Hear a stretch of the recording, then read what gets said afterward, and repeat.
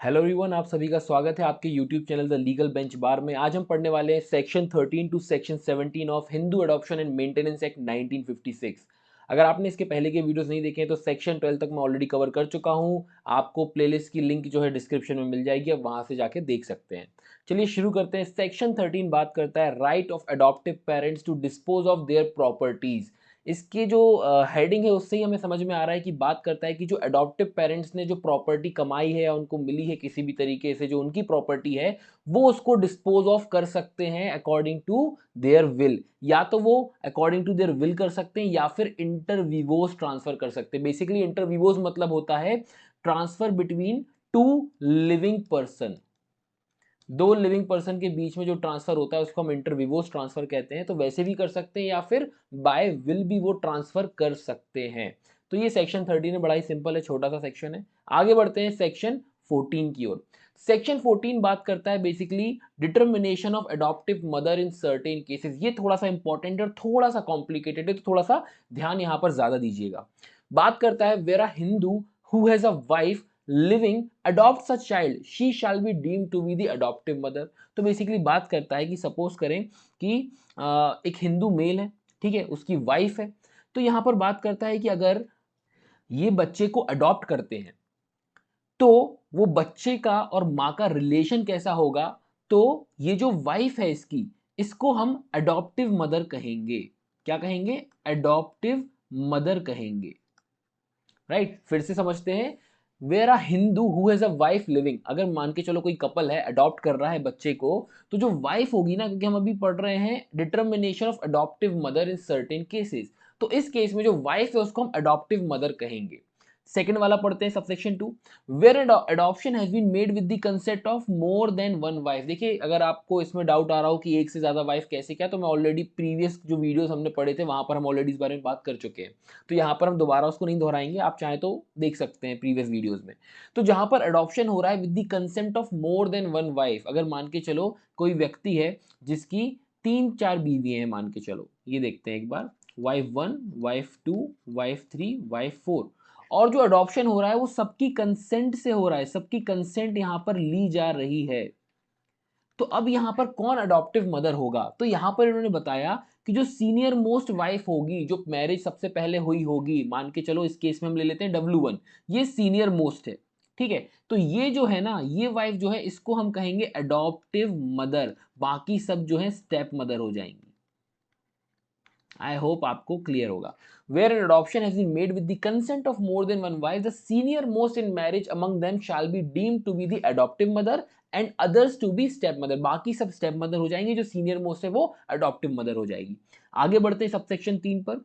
Where a widower और a bachelor adopts a child, जहां पर अगर कोई मेल है, राइट, जिसकी वाइफ की डेथ हो गई है, तो विडोअर या फिर कोई बैचलर है जिसकी शादी नहीं हुई है, वो अडॉप्ट करता है चाइल्ड को, ठीक है। और बाद में आगे जाके सपोज वो शादी कर रहा है, ठीक है, उसकी वाइफ आती है, तो वो वाइफ क्या कहलाएगी? क्या वो अडॉप्टिव मदर कहलाएगी या स्टेप मदर कहलाएगी? तो उन्होंने यहाँ पर बताया, अगर वो सब्सिक्वेंटली मैरिज करता है, मतलब बाद में चाइल्ड को अडॉप्ट करने के बाद अगर वो शादी करता है, तो जो वाइफ आएगी वो क्या कहलाएगी? स्टेप मदर कहलाएगी उस अडॉप्टेड चाइल्ड की। दोनों ही केस में, विडोअर के केस में भी और बैचलर के केस में भी, वो क्या कहलाएगी? स्टेप मदर कहलाएगी।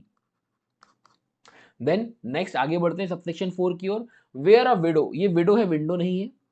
वेयर अ विडो और an unmarried women adopts a child, और बाद में वो शादी करते हैं, तो जो हस्बैंड आता है वो क्या कहलाएगा? तो वो स्टेप फादर कहलाएगा। ये बिल्कुल सिमिलर टू है सेक्शन 3, यहां पर स्टेप मदर था, वैसे यहां पर स्टेप फादर है। तो कोई विडो या कोई अनमैरिड वुमेन अगर अडॉप्ट करती है चाइल्ड को और बाद में शादी करती है, तो जो हस्बैंड है उनका, वो क्या कहलाएगा? वो स्टेप फादर कहलाएगा। आई होप आपको क्लियर होगा। ये चारों पॉइंट इंपॉर्टेंट है, थोड़ा सा कॉम्प्लिकेटेड है, बट इसको आप साइड में लिख ले तो इजीली होगा आपको समझने में। आगे बढ़ते हैं सेक्शन 15 की ओर। सेक्शन 15 बात करता है valid adoption not to be cancelled, मतलब एक बार आपने अडॉप्शन कर लिया और वो वैलिड है, आपने सारी कंडीशंस इस एक्ट की, इस चैप्टर की आपने कंप्लाई की हैं और वो वैलिड अडॉप्शन है, तो बाद में ये नहीं आपका बाद में मन चेंज हो जाता है अडॉप्ट करने के बाद कि हमें कैंसिल करना है, तो आप उसको कैंसिल नहीं कर सकते। देखिए क्या बोलता है, इसको एक बार रीड करते हैं। No adoption which has been validly made can be cancelled by the adoptive father और मदर और एनी अदर पर्सन। तो पहली लाइन तो उन्होंने जनरल स्टेटमेंट दे दिया कि कैंसिल नहीं कर सकते ना फादर ना मदर ना ही कोई other person. Nor can the adopted child renounce his और हर स्टेटस। इवन जो अडॉप्टेड चाइल्ड है, जिस चाइल्ड को अडॉप्ट किया है, वो भी रिनाउंस नहीं कर सकता उसका स्टेटस और वापस नहीं जा सकता उसकी बर्थ वाली फैमिली के पास, जो उसके बायोलॉजिकल पेरेंट्स हैं उनके पास, उस फैमिली के पास वो वापस नहीं जा सकता। आई होप क्लियर है। देखिए इंपॉर्टेंट है, कई बार सेक्शन वगैरह पूछ लिया जाता है। ठीक है, आगे बढ़ते हैं सेक्शन 16 की ओर। सेक्शन 16 प्रिजम्पशन के बारे में बात करता है। Presumption as to registered document relating to adoption. Simple सी बात करता है कि कोर्ट में अगर कोई डॉक्यूमेंट पेश किया गया, डॉक्यूमेंट बकायदा क्या है, रजिस्टर्ड है, डॉक्यूमेंट बकायदा रजिस्टर्ड है अंडर लॉ, और दोनों पार्टीज के वहां पर साइन भी हैं।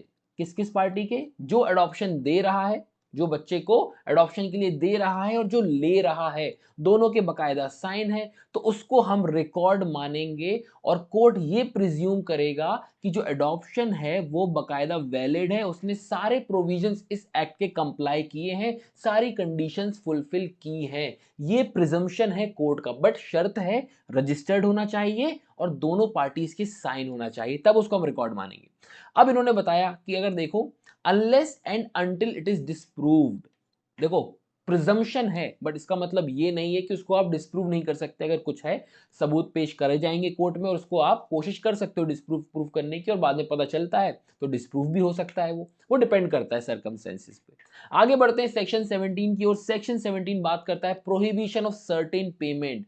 पेमेंट से रिलेटेड यहां पर प्रोहिबिट किया गया है। मतलब कुल मिलाकर मैं सीधी भाषा में आपको बताऊं तो अडॉप्शन जो ले रहा है और जो दे रहा है, दोनों ही किसी भी प्रकार का ना तो पैसा देंगे ना लेंगे।